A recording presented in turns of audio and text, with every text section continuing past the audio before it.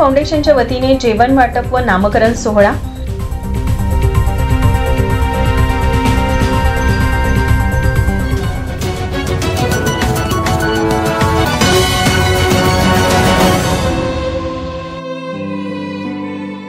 कोल्हापूर जिल्ह्यासह राज्यात ठिकठिकाणी मुसळधार पावसामुळे नागरिकांची घरे पाण्याखाली गेली आहेत। उभं पीक पाण्याखाली गेलं आहे।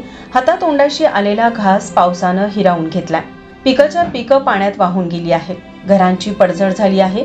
शिवाय घरातलं साहित्य वाहून गेलंय। राहतं घर पाण्याच्या विळख्यात सापडलंय आणि अशा परिस्थितीत पूरग्रस्त नागरिकांचे जगणे मुश्किल झाले आहे।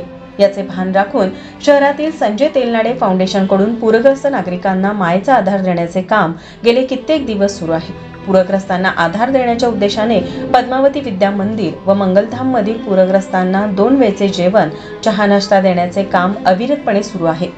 फाउंडेशनच्या सुरू असलेल्या सेवा कार्यामुळे शहरवासियांतून कौतुक होत आहे। त्याचबरोबर पद्मावती विद्या मंदिरात आलेल्या पूरग्रस्त छावणीतील जब्बार शेख आणि बिस्मिल्ला शेख या दाम्पत्याच्या पोटी जन्माला आलेल्या 3 महिन्याच्या लहान मुलाला देखील पूरग्रस्त छावणीचा आधार घ्यावा लागला आहे। दाम्पत्यासमोर बाळाचे नामकरण सोहळा करण्याचा प्रश्न पडला होता, मात्र संजय तेलनाडे फाउंडेशनकडून ही अडचण दूर करण्यात आली। अतिशय चांगल्या प्रकारे नियोजन करून पूरग्रस्त छावणीत सौ स्मिता तेलनाडे यांच्या हस्ते बाळाचा नामकरण सोहळा पार पडला व बाळाला आसानेन हे नाव देण्यात आलं। यावेळी शेख दाम्पत्याच्या डोळ्यातून आनंदाश्रू आले।